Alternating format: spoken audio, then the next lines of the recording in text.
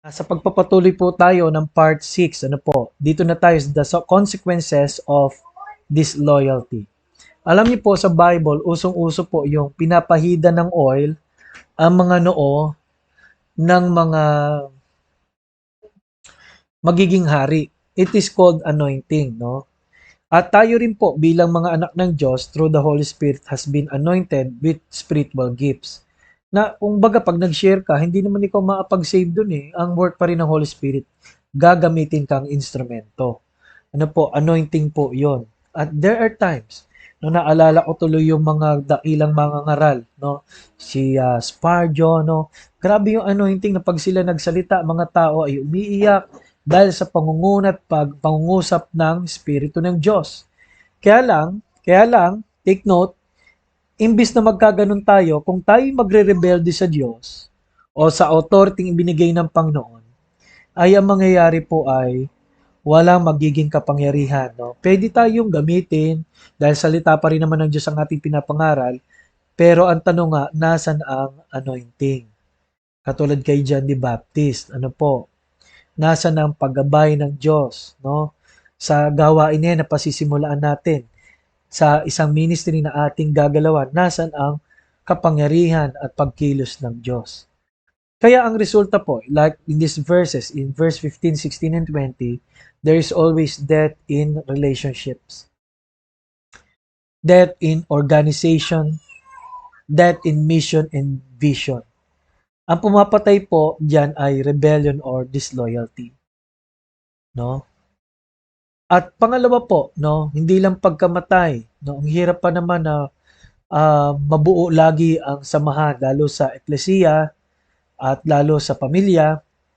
Pangalawa ay weeping because of guilt, loneliness, and rebuilding of relationship.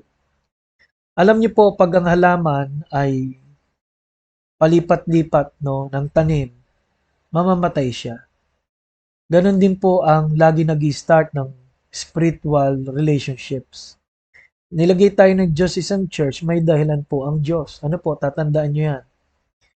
At alam niyo po sa mga pastor's kids, ang problema is these things na challenges sa ministry ng kanilang mga magulang.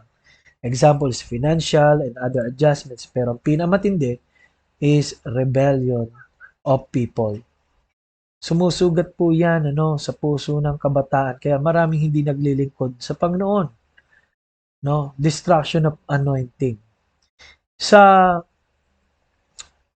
buhay ni Saul, sa divided kingdom, nahati ng North and South ang Kingdom of Israel.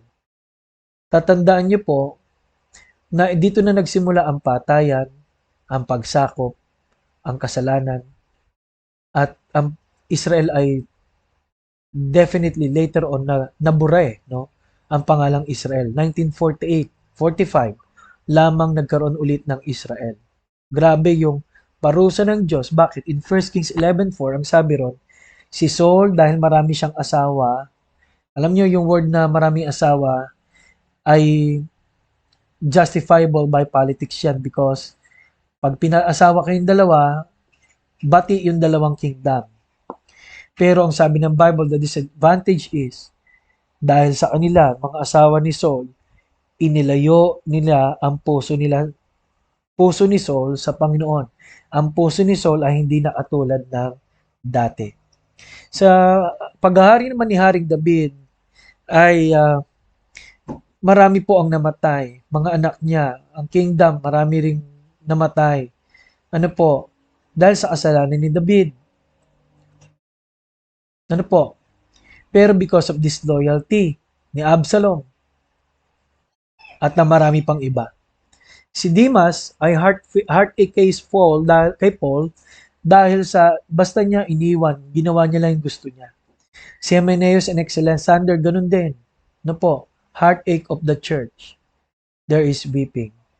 And let her see the destruction of the spiritual life of a family. Unbelieving relatives, paano pa maniniwala kung ikaw ay disloyal? No? Sons and daughters, adulthood and maturity. Yung mga anak ng preacher, hindi magmamature yan eh. Because of the destruction and rebellion that they have seen. Ano po? Kaya gaano man katagal, may consequences ang disloyalty. Tatandaan niyo po yan. What you sow, you reap. Katulad ng isang anak na pag sinabi, ba't ka magtatanan? Eh, kayo nga po eh. Di ba? Ba't ka naninigarilyo? Eh, kayo nga po eh. Di ba po?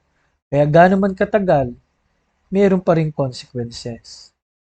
Tandaan niyo po yun. Yung anointing ay sayang. Nasa sayo, pwede namang galingan mo anointing mo eh. Pero kung gusto mong magmadali at gawin ang gusto mo, ay wala pong mangyayaring maganda sa anointing mo. Hindi babasbasan ng Diyos ng fully ang ating mga gustong gawin. Kaya sa atin naman po mga tagapakinig na hindi pa po ganong kabisado itong loyalty, no? Ito'y pwede niyo pong i-apply sa pamilya at sa lahat ng anumang uri ng samahan. Ang dalawang mag-asawang naghiwalay, gano'n man ka-peaceful at nagkasundo, ang dalawang papel na pinagdikit, pag pinaghiwalay po yan, no, may mapipilas kabilaan. No? Ganun po ang ilustrasyon ng paghihiwalay. Kaya mga minamahal, dalangin ko po na lahat tayo maging tapat sa Panginoon, sa Anyang salita at sa Anyang church. Panginoon, salamat po sa buong isang linggong pag-aaral. Naway gawin mo aming tapat katulad ng pagtatapat mo. Maraming salamat po sa pangalan ni Jesus. Amen at amen.